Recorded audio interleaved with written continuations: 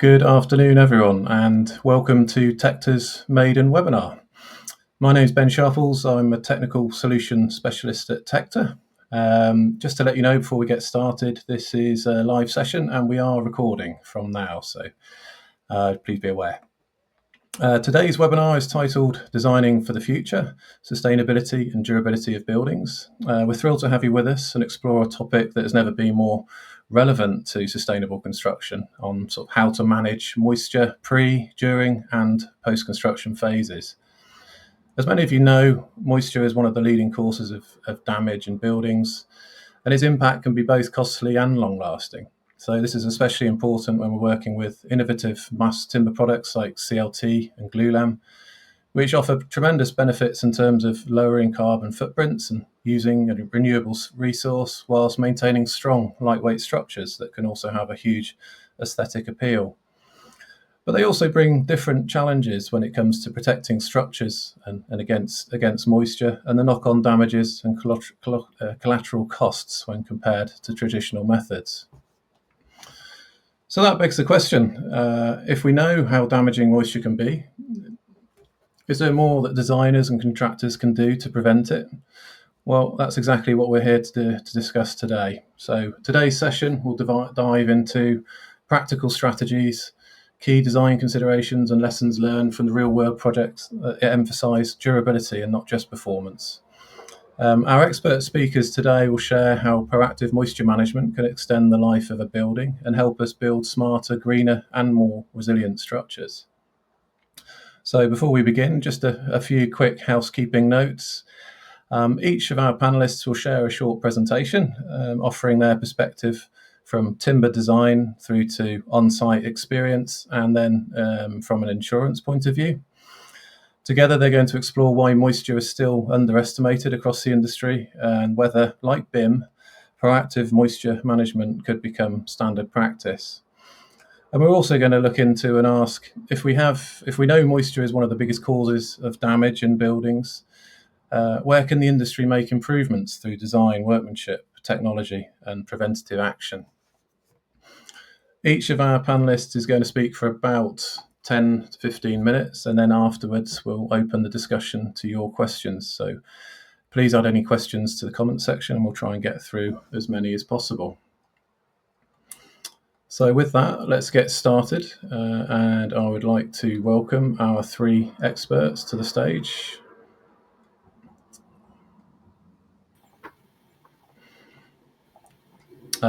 First speaking today, we have Nick Clifford. Nick is a principal technical consultant and director at TIAS UK and former senior timber technical consultant at BM Trada. He's hugely experienced in site testing and analysis of all things timber. And in recent years, much of Nick's time has been investigating moisture and related issues in CLT buildings throughout the UK and evaluating the influence of design and site practice on CLT durability. Following on from Nick, we'll have Mark Tant. Mark is now a consultant and advisor to the construction industry, having spent 41 years working for Wilmot Dixon, Shepherds, and most recently Waits Construction. He's held board-level positions for over 30 years with a site and operational background. Mark is passionate about improvements in productivity within the industry, of which improving quality and eliminating defects is a primary consideration. This also links into a keen interest in engaging technology within construction to provide better data, allow more informed decision-making, and enable management to make quicker and timely decisions.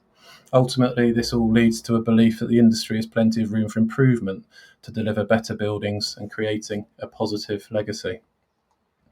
And then finally, we'll hear from Dominic Lyon.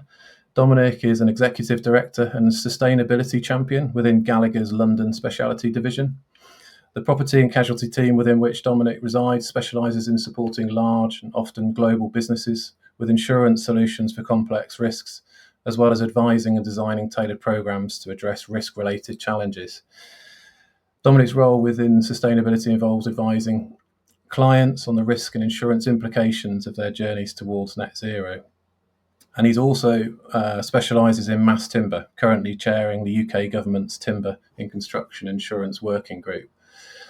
So a fantastic top level lineup for you guys today, and I would like to hand over to Nick to start his discussion first off from the timber industry point of view. Thanks, Ben. So this is the most difficult bit. Let's try and get the technology to work, shall we? Yeah, I think we're all on and we can see you okay. All right. So let's start this thing off. Right, so can you see slide 1? Yes, I can, mate, yeah. All right. So just going to talk quickly today about the moisture de-risking and moisture mitigation for CLT projects, and in recognition of the fact that CLT, the many benefits of CLT from an environmental point of view and sustainability point of view do come at a little bit of a cost, in that we need to pay a bit of extra attention to these wood-based products to make sure that we avoid risks associated with moisture exposure as best we can. And so there are some key stages in any mass timber project, be it CLT or glulam or other types of mass timber. And those key stages for moisture risk mitigation are all going to be important. Each one is important in terms of achieving longevity and durability in our CLT building. And so there are three main phases. The key phase is the design phase, of course. These decisions are crucial for de-risking throughout the life of the building. And there's plenty of design guidance available. And you see on the top left here that the key principle for things like for mass timber roofs and terraces and things like that would be to tilt the panels. Do not have them on a flat orientation, thereby improving drainage and minimizing things like standing water during the construction phase. Makes things a lot easier for the construction phase, but also for moisture mitigation in the operational phase.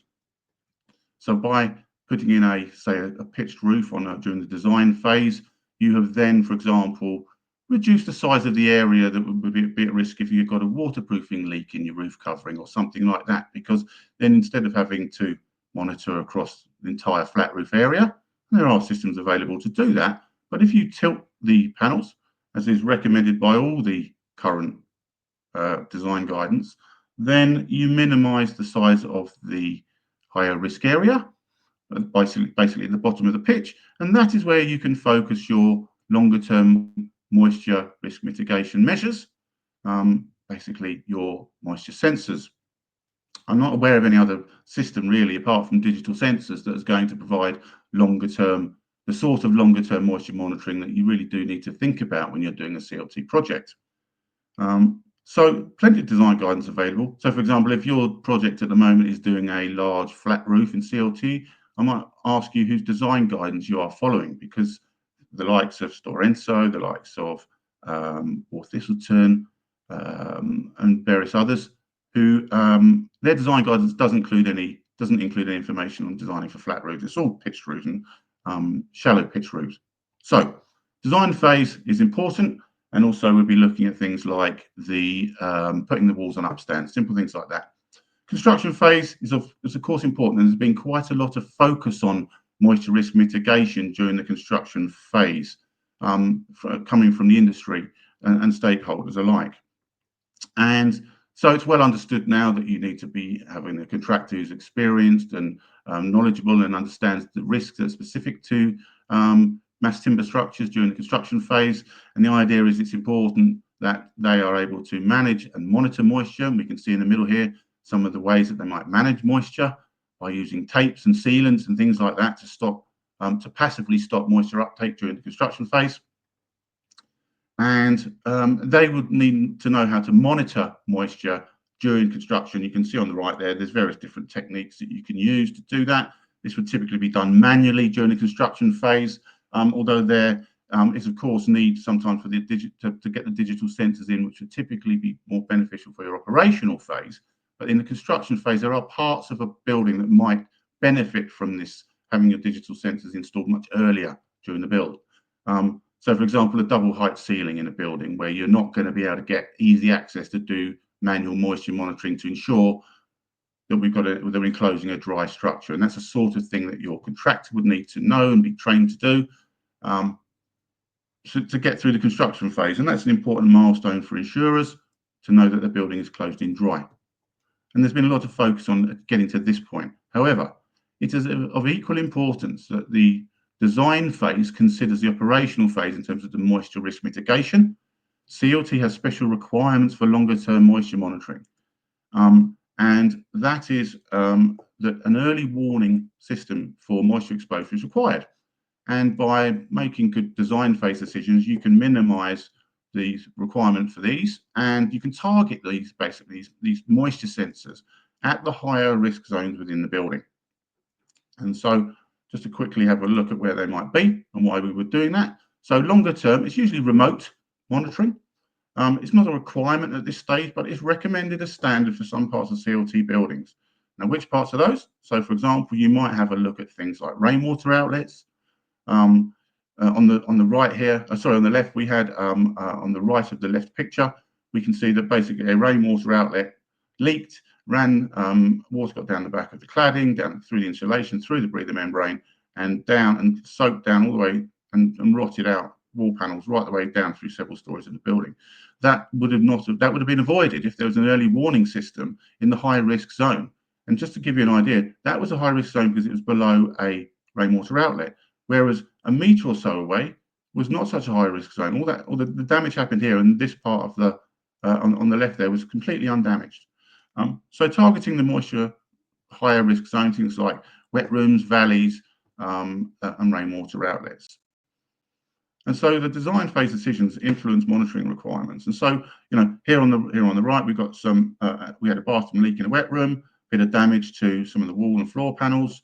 That might have been minimised with an early warning system to warn of exposure to moisture, and thereby allowing us to mitigate the moisture risk in that early warning system and avoiding significant decay. Basically, that's what we're trying to do using these moisture meters. It's important, though, to make sure that you include them in the design phase. They're not value engineered out. And I would say that once you understand where the design phase is and you put some sensors in there, these digital sensors for longer term moisture monitoring, then you need to make sure that that information is passed on to the building users, so it's effective throughout the service life of the building. You need to include a moisture alert response procedure. What happens if you get a ping from a moisture sensor? Then what do? You need to make sure that all those sorts of procedures are communicated to the building users. And you also need to design to allow for access to sensors, for example, if there are battery life requirements, or just simply to be able to check them or replace them if needs be. And so there are a number of really strong reasons why my recommendation, TIS's recommendation, would be to include digital moisture sensors, longer term digital moisture sensors in any of your CLT projects. And we are independent timber experts, and in CLT services, we do site moisture monitoring and managing training for contractors and pre-construction workshops to go over all this sort of thing with developers, project managers. You can do some site testing, show you how to do it. We can do a survey for you, or independently review moisture reports, which is such an important milestone and for CLT projects. And that's about my time, I think.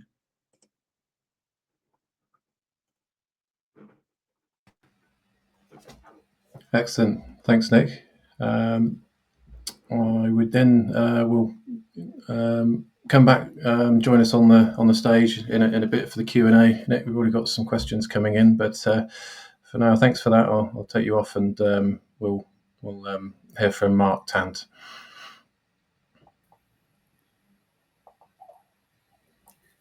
Great, thanks, Ben. And the one way of avoiding any technology issues is to not have any slides initially. So we'll call for a couple in a while, but that solves that problem. Yeah, we've got two main questions we're going to answer, and the perspective that I'm going to offer is from a contractor's perspective.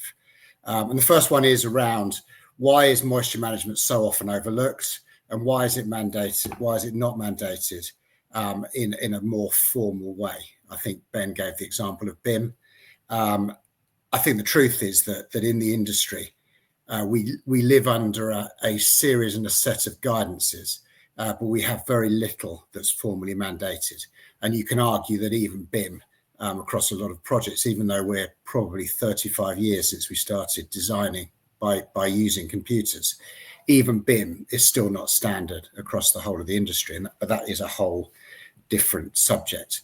The bits that end up being mandated tend to be building safety, they tend to be fire, and therefore, what are the things and the mechanisms that bring you towards being mandated in the industry? And it tends to be around commercial practice, insurance, and risk. And I can give a couple of examples of that where we've seen it become, the likes of moisture management become common practice.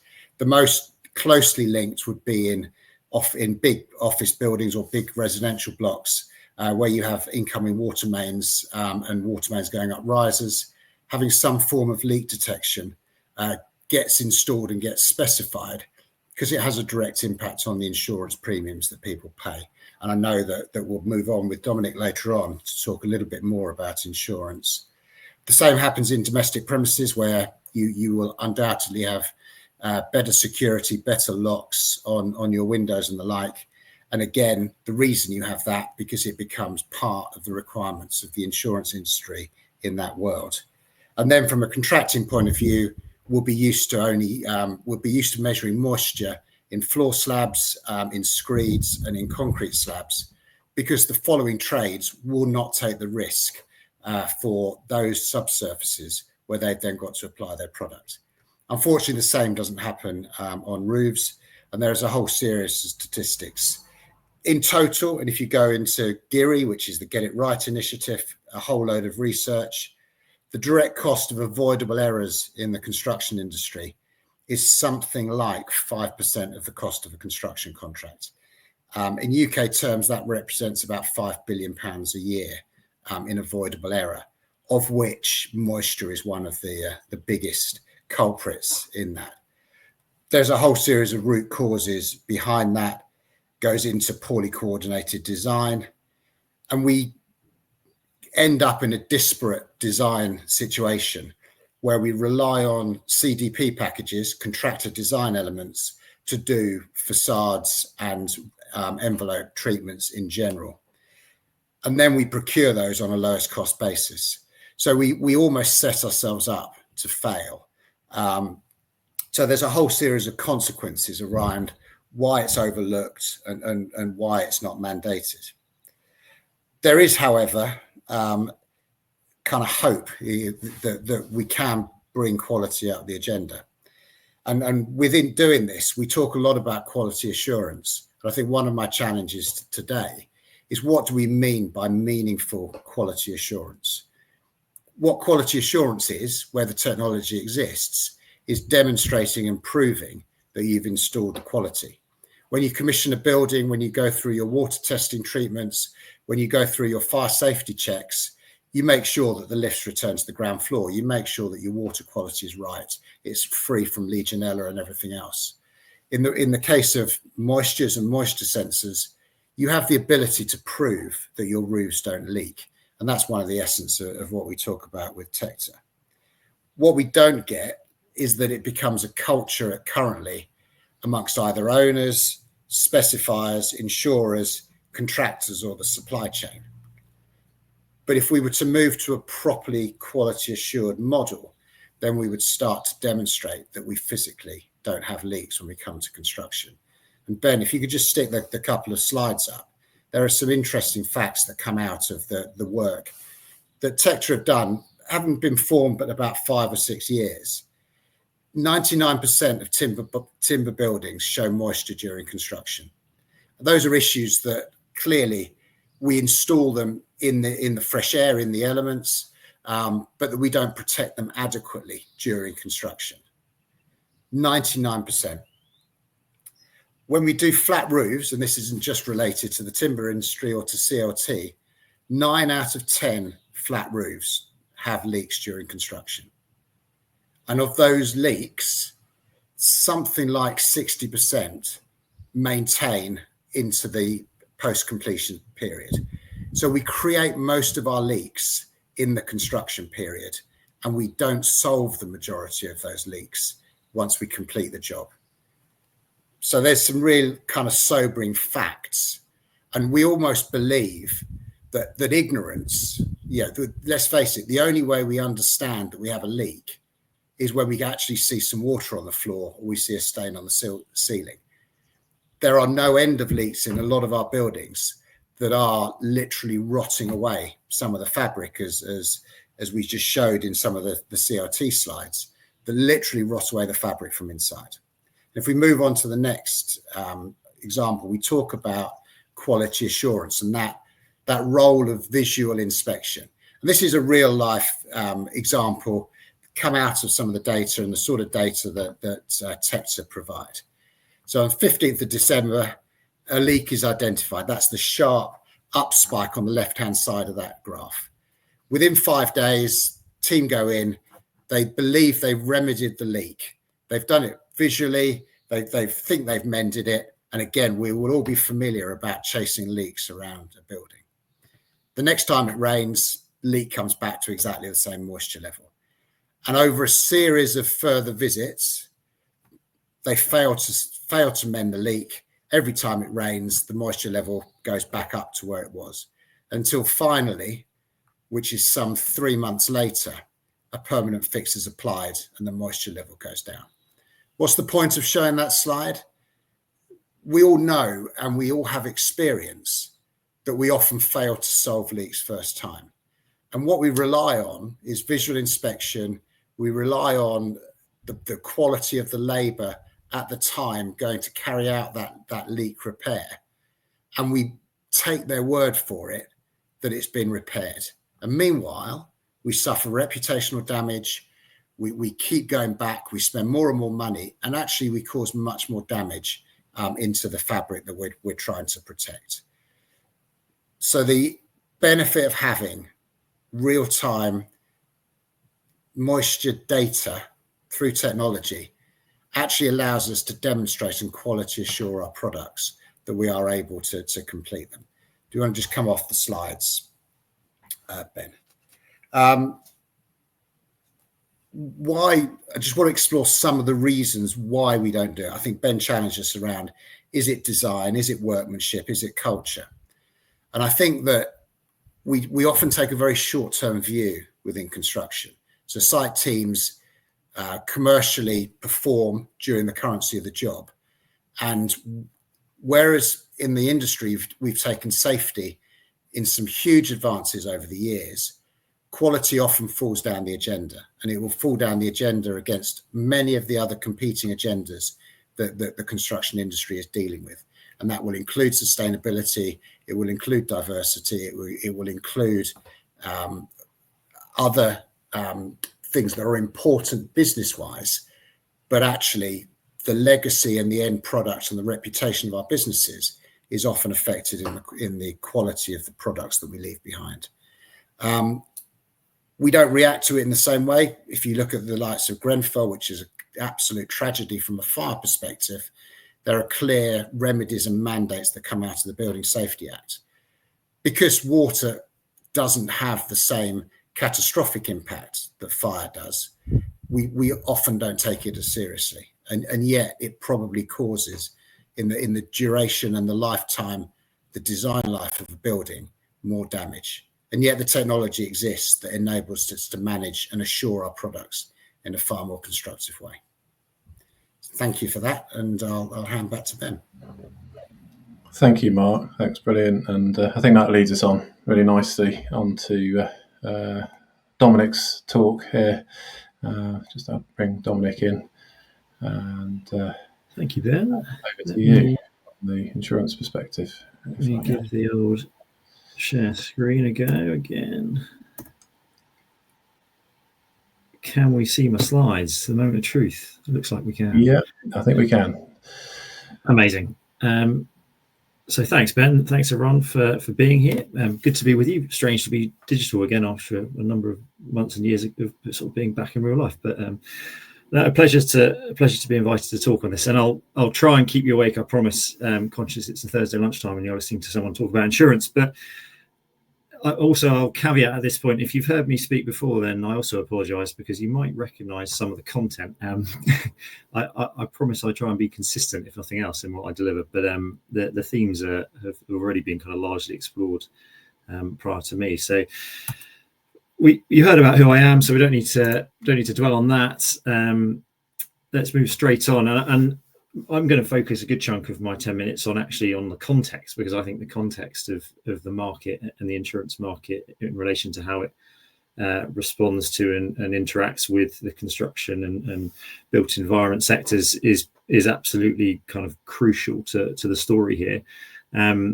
So where are we? Well, we are definitely in a softening insurance market. What does that mean? It basically means that prices are coming down, which is great news for customers. It also generally means that coverage is broadening as insurers look to kind of differentiate themselves and offer something different, which again, great news for customers. Insurance is a cyclical market. What goes up comes down, and we've been through 4 or 5 years of quite a tough market. So the fact that it's softening is welcome relief, especially for myself as a broker. But it comes with sort of the inevitable pitfalls of have we learnt the lessons of previous market cycles where things softened too quickly?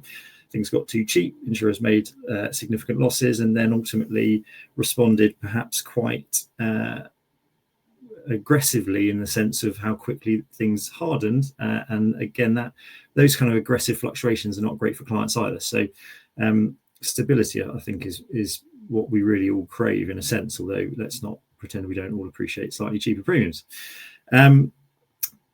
This is all in the backdrop of Grenfell, of course, which had certainly in my career had the biggest single impact in our space, in the sense of the tragedy that it was really felt like it was the kind of straw that broke the camel's back of the market at the time, whereby insurers finally said enough's enough. Perhaps also it was a moment that insurers really realised that they didn't really understand how we as a built environment have been building buildings for the last 10 or 15 years. And they probably didn't understand nearly as well as they would have liked to composite wall systems, and actually the challenges around quality in the market as a bit of a harsh and sweeping statement, but hopefully one that you resonate with. What was causing the losses prior to Grenfell? Well, thankfully the chaps before me have already sort of pointed to this, but actually, whilst the fires are the ones that make the headlines in terms of what really costs insurers money, it's escape of water, it's water damage. It's the frequency of water damage, both ingress and escape of. The frequency of those claims far outweighs the frequency of fires, and the fire and water are your two kind of main perils that lead to losses in the built environment. Then water is the one that has by far the higher frequency. Yes, you don't typically get the same severity in terms of overall claim cost, but it's certainly the thing that over the last 15 or so years was consistently costing insurers far more money and leading to far more claims. Inflation, well, thankfully that's calmed down a little bit, but it's still worth bearing in mind that has a huge knock-on impact on insurance in the sense of, sadly, prices going up in terms of materials and labour and the rest of it equals more sums insured and more premiums needing to be paid to insure said projects and buildings. So that has a huge bearing on our sector. What else is going on in the market? Just for context, reinsurance rates, funnily enough, are actually in a pretty good place, having been under pressure for a little while. Again, you might think with the amount of global kind of Nat Cat events we've had in the last few years, they would be in slightly a trickier place, but they're actually, as of now, pretty healthy. And reinsurers is basically where the insurers buy their insurance. So it's a big old merry-go-round in my world, and insurers, believe it or not, do insure themselves quite significantly in the background through reinsurance. So that has a huge bearing on the ultimate cost to the consumer, which we are. And then ESG, and this is super relevant in the context of environmental sustainability and driving towards net zero and what for insurers. I think the insurance market still is in a completely disparate place when it comes to ESG. Some insurers are really embracing the challenge and looking at creating new products to try and support customers getting to net zero and doing different new and innovative things. And some are, frankly, if we're again a bit harsh, burying their heads in the sand to a point. So certainly we can't put all insurers in the same bucket when it comes to ESG and their response to it. There's also still a huge challenge between in the disconnect between insurers' leadership saying one thing in terms of what they're trying to achieve, and then the realities of what they're able to or happy to deliver on the ground, so to speak. So sorry, that was a bit of a whistle-stop trip around insurance, but I think it's super relevant when it comes to the question of moisture management in buildings and where the insurance market kind of sits in that context. So as has previously been mentioned as well, the exam questions we got from Ben, why isn't moisture management currently mandated? I think my answer again is possibly similar to the gentleman before me, but it's I think first of all it's quite hard to mandate. I think because it's not as sort of binary as other things that are easy to mandate in the built environment and in regulation. I think as is also mentioned, regs, and I'm stepping out my comfort zone here, but regs are intentionally written to allow innovation, and I think the UK government are still reluctant to mandate more than they feel they absolutely have to when it comes to how and where and what we do with our buildings. They want to leave it to the sector to be able to create and innovate and lead the way on their own. But all that being said, could moisture management follow the same path? Well, yes, and it wouldn't stagger me if it were to happen, because I think we're sadly, clearly an insurance guy here, we're probably only one, major catastrophe away from it being explored in the same light as far and as building safety and as Grenfell, in the sense of moisture management, if overlooked, which it definitely is being at times. If it results in a catastrophic building failure with some people in it, then it's going to have just as devastating an impact as a fire. So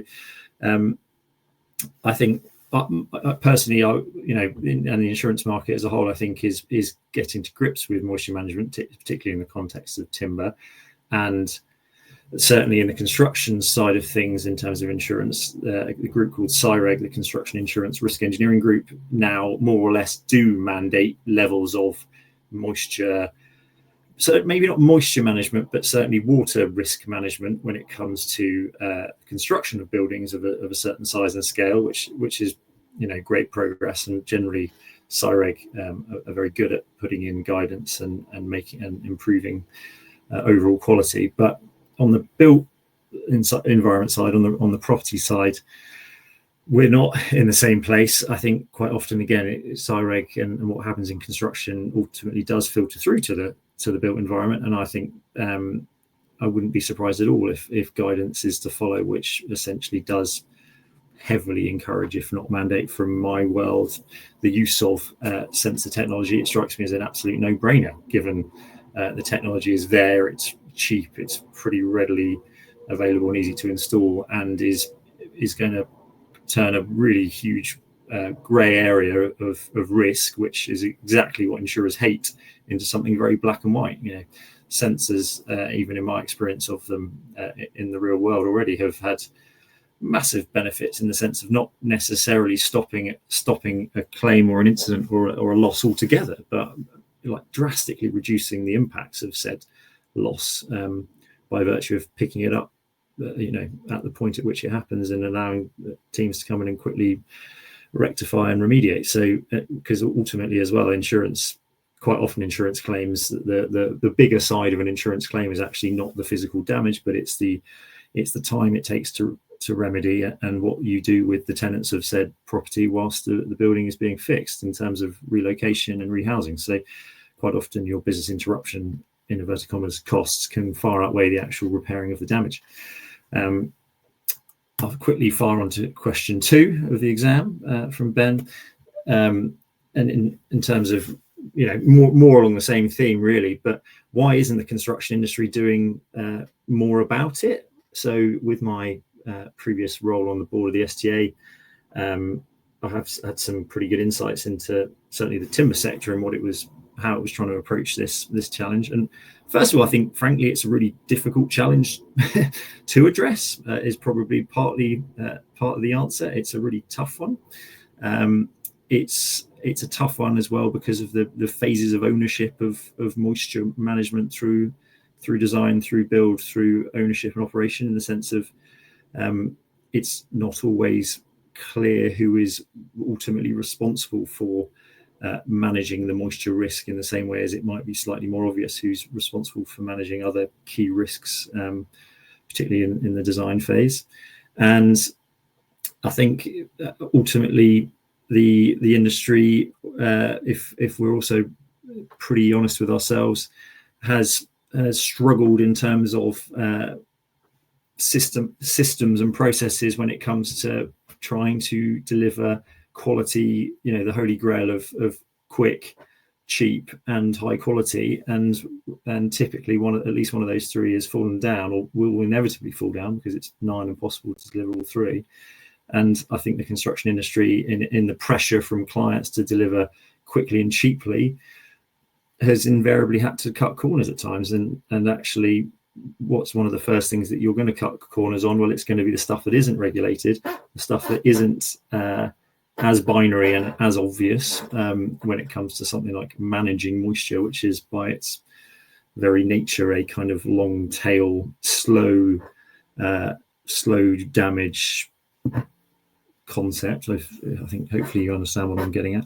So I think, all of those are reasons, but as I say, I don't think they're good enough reasons. And I think the industry as a collective has thankfully moved a long way since even the last 5 or 6 years, and particularly in the timber space, again, sadly through some tough lessons, realized that moisture management is and actually has always been the absolute number one, particularly when it comes to building in mass timber, in terms of we're pretty confident we know how to manage and mitigate fire risk when it comes to timber.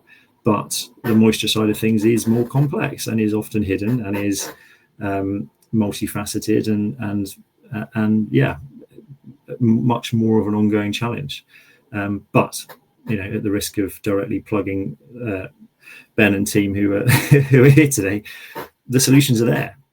And I think the only thing in stopping insurance from mandating, in inverted commas, is frankly because insurance, in my experience, insurance businesses and even risk engineers don't typically like to tell the industry how to do their jobs for them. I think our industry likes to be presented with best practice to understand and appreciate that and sort of journey along with that and agree with that, and then recognise and ensure that that's consistently delivered over other schemes. But I think my experience of insurance would suggest that insurers don't like to mandate much in the same way as our building regs don't, in the sense of we don't think we're at risk of ending up in a very sticky position as an insurance sector if we come out and basically tell industry how to build and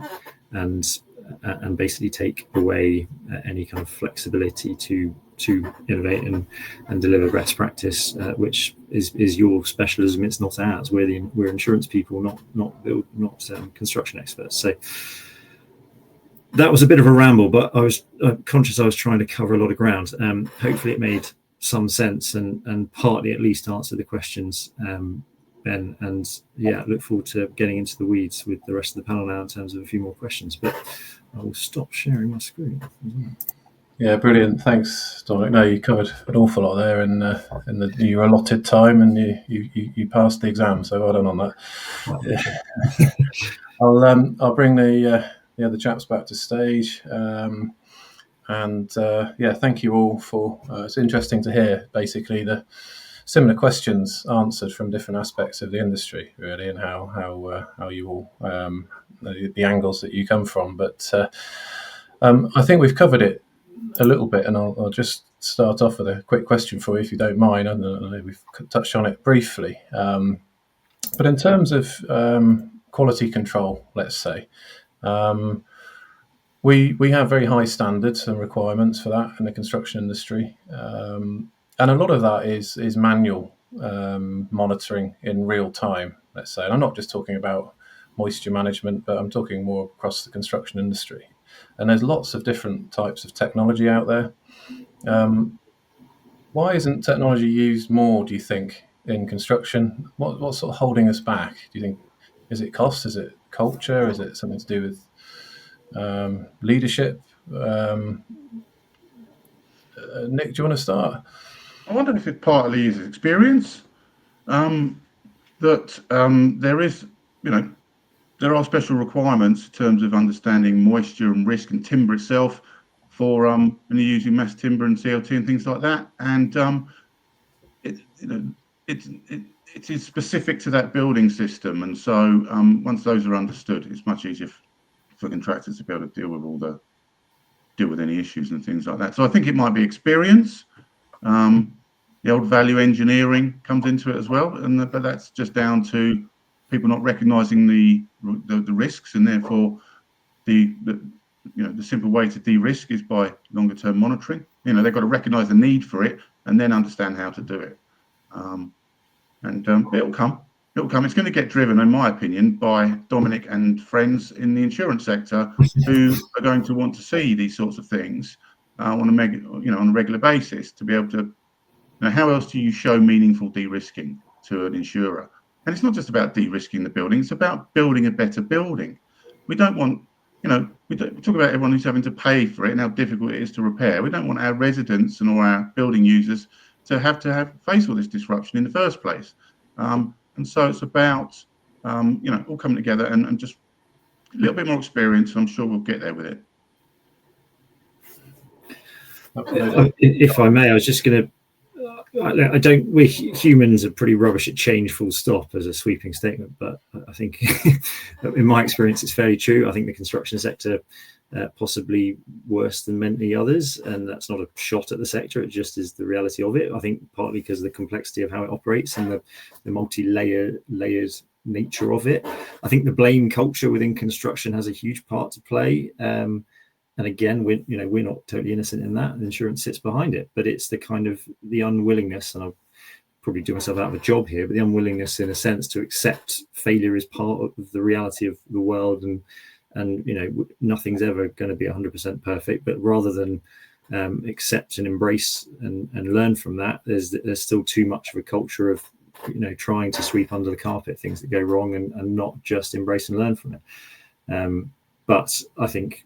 Yeah, it will certainly, for my world, the more that we adopt data in all phases of the built environment, it will have a completely game-changing effect on insurance, because basically a lot of the cost of insurance, it falls to the stuff that we can't quantify, qualify, understand, etc., because we don't have the information. Whereas if you're feeding in the information in harder data that takes it beyond any reasonable doubt and is just presented as such, well, blimey, that's a very different thing you're underwriting all of a sudden, because it's just there in black and white. It's not, I don't know what I don't know, so I'm going to have to price for it.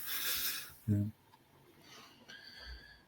Great, yeah. And Mark, does that resonate with you? I mean, coming with your experience from a sort of main contractor's background, is it a challenge to sort of incorporate new ideas into the construction phase? Do you think that people are unaware of or have not trialed before? Is there a challenge there?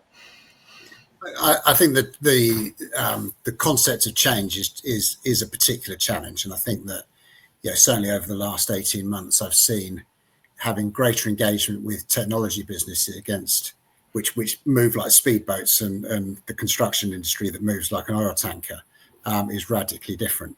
But I think that at the moment, and on the back of Grenfell and Building Safety Act Golden Thread, I think that contractors spend a lot of money now on basically digitally enhancing visual inspections that they did before. And the truth is that visual inspections will only be valid at the point in time that you go and visually inspect it. And I think that we're really poor at taking lessons from other industries.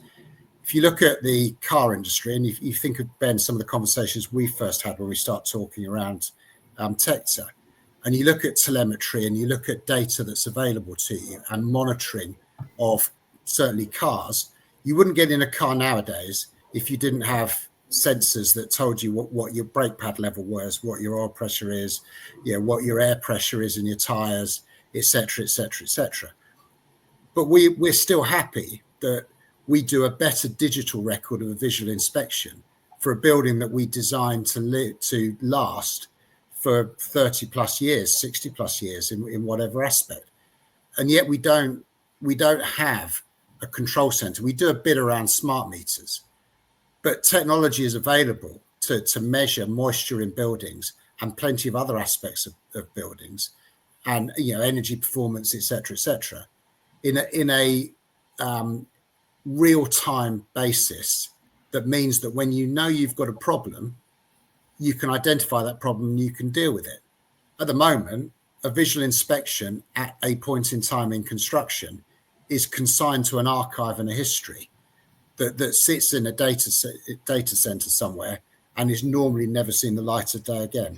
So I think there's a fundamental mindset that should change. For me, spend your money on actually proving and doing property quality assurance, and stop masquerading with an enhanced paperwork exercise that we've done historically all the time in construction.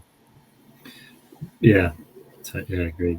Sorry, Ben, if I may as well, just to say the insurance sector is by no means innocent and in probably very similar in many ways to the construction sector, in the sense of change and innovation, in the sense that, and again, in my experience, it strikes me as it's particularly difficult, not to say this is an excuse, but it's particularly difficult to innovate in areas as big as construction and real estate on property insurance, just because the barriers to entry essentially is so high. To make a meaningful impact in that space, you need an awful lot of capital. It's the places I see innovation and change really happening most effectively in insurance are the kind of either the completely new products around things like cyber or flood risk censorship and that kind of stuff, from a company called Flood Flash, who put sensors on buildings to pick up real-time flood damage. But they're still kind of like just attacking at the very fringes of what is an incredibly large core of property and construction insurance, which, as I say, is a lot slower to move, unfortunately. And the good news, and partly to Seb's question that I saw pop up, is yes, there is innovation happening at the big insurers now, and they are, I think, mostly very quietly at the moment, trialing very different ways of looking at things and feeding in very different and in often cases real-time data. But my plea to the sector is part of the challenge we have is I know that there's an incredible amount of good data out there that you folks have at your disposal now, if you're building buildings well and using BIM and all the rest of it.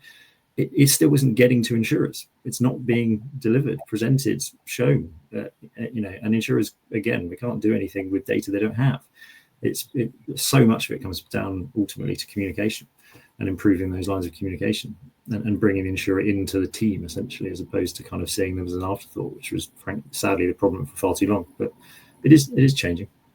Yeah. No, great. There's a lot of questions sort of around the insurance side of things coming in, but I think in terms of, like as Seb has said and Toby's alluding to there, is what do you think sort of catastrophe it needs to be for things to change? We're talking sort of structural failures, but I think as Toby's mentioned there, we've also had life-changing issues around mould in buildings as well, with the result of AWAB's law coming in at the end of this year. Do you think that there's something might become a bit more mandatory with enough guidance from all aspects of the industry?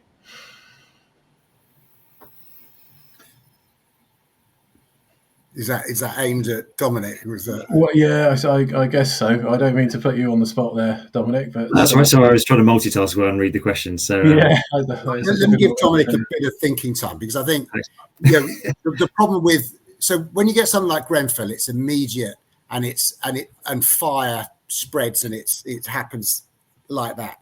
With moisture and with water, it's very rare that it happens like that. But we have a real-time big industry disaster that that is the rack crisis through a lot of the concrete and everything else.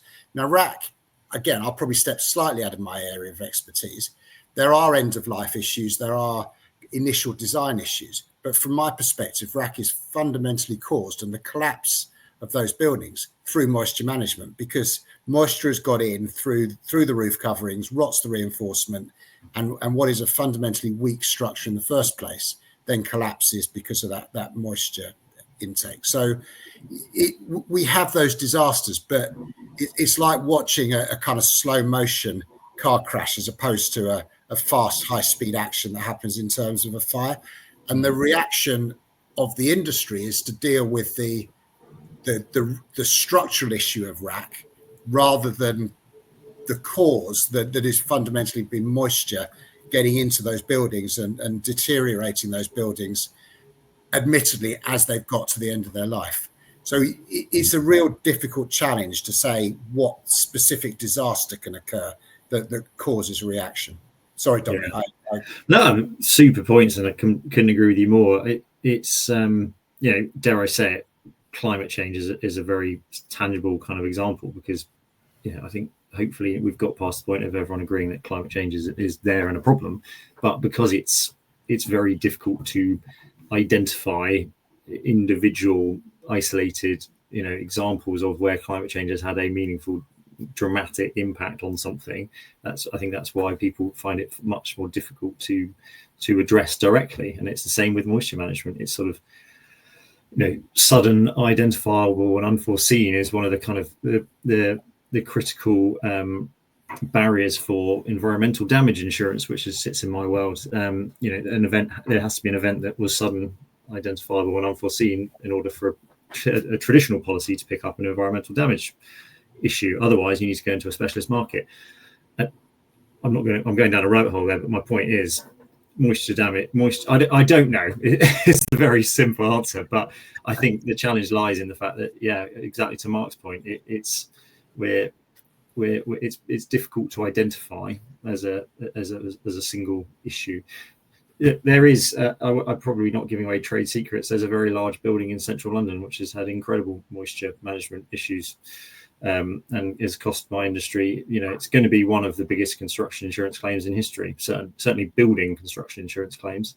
And frankly, it was easily avoided. It was pretty basic what went wrong, and it came down to just no lack of ownership. If I'm trying to isolate a particular cause, lack of ownership of moisture management and moisture control during construction. No one put their hands up and say, right, we're in charge for this now, and we're going to make sure it doesn't get wet. I think there's a bit of inexperience in there as well, potentially as well. Yeah, agreed.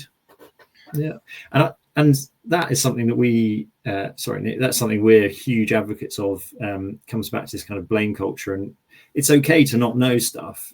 One thing that we encourage all our clients, if they're going to build a complex hybrid structure or a timber building, is it's okay to use people who are you don't have to use the two firms in the world that have absolutely buckets of experience, because I appreciate that's impossible. They can't build every building. But where you're using elements of the team that aren't as experienced, don't be afraid or ashamed to have their work peer reviewed. There's no shame in that. We do it in so many other areas of life. Why don't we do it more in the construction sector? Get the work peer reviewed, and particularly critical elements peer reviewed by someone who really does know what they're doing, and everyone learns, and you end up with a far better product. And it gives my world an immense amount of comfort. Yeah, it's a good point. I don't think there's any shame in saying you don't know something, but going away and trying to learn as well. And I think in the industry, there's a lot of good free guidance as well out there around moisture management. There's a lot. Yeah. You've got no excuses of not knowing. Yeah, and Jim's Laughlin's commented there with one of them, the Mass Timber Insurance Playbook, offers some good information in there. You've got the TD UK, moisture management in mass timber structures. The STA have a guidance manual.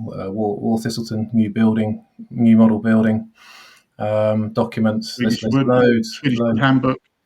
Yeah. A lot of Scandinavians have got a lot of good design guidance on it too. There's all sorts of stuff out there. As I say, it's not a shortage of information. it's practical experience and knowledge that's needed, and a bit of a push from likes of insurers and sort of timber specialists and CLT stakeholders to sort of make sure everybody's aware of the best way to mitigate these longer term moisture risks. I should. Sorry. Yeah, great. I should give my colleague Nick Clark a plug at this point. Nick runs the durability work stream in the government's timber and construction roadmap, and a huge amount of that is focused on moisture and how do we take more ownership and offer solutions that just brings it up the agenda and makes sure that moisture is addressed, managed, controlled, mitigated out as much as possible during construction and into real life, not real life, the life of the building. All right. Excellent, thanks for that. Nick's actually just made a comment off the back of that, which I can share with us on the screen. And a very nice note to finish on, I think. Yeah, good point, Nick. And again, Nick will know this, but this is partly why I think the timber sector is, again, moisture management is not just a timber issue, but the timber sector is particularly aware of it. And my main piece of work under the government's roadmap is building out an asset register of all the timber buildings we have, because we recognise as a sector, timber sector, we need to get ahead of anything that may come our way in the future, because we have an obligation to do so. And the sort of the obvious parallel is something that Mark mentioned, like RAAC, where if something was to come out in the next 10 years and the government was to say, well, blimey, this is a systemic problem across timber buildings, where are they, what are they, who built them, etc., we need to make sure that we can say we know where they are, we know what we've built, we feel confident about the fact that we know what we've delivered, and here you go. There's no hiding. Because it would be very embarrassing to be anything other than in that position. So, yeah, my advice would be, Nick Clark says makes a lot of sense. You should listen to the stuff he says. That's my advice. The Nick Clark show. He's going to love this. But he does. Excellent, guys. I think we'll leave it there. Conscious of time. Thanks very much for all your input there, and a great discussion at the end. Do get in touch with us if you've got any further questions. But we really like to thank the panel for their insights there. Thanks for everyone joining us today. A special thank you for our experts for sharing all their information. Like I say, if you've got any further questions, get in touch. We'll be sharing a follow-up email and a recording of today's session and some additional resources, so keep an eye on your inbox there. This is just the start, hopefully, of our webinar sort of program. We're planning on more webinars. We're going to dive deeper into the real-world challenges and smarter building solutions. So if you'd like to be first to hear about upcoming sessions, be sure to follow Tecta on LinkedIn and or sign up for our newsletter. Thanks again, everyone, for being part of today's webinar, and we look forward to seeing you all again soon. Thanks, Ben. Thanks all. Thanks.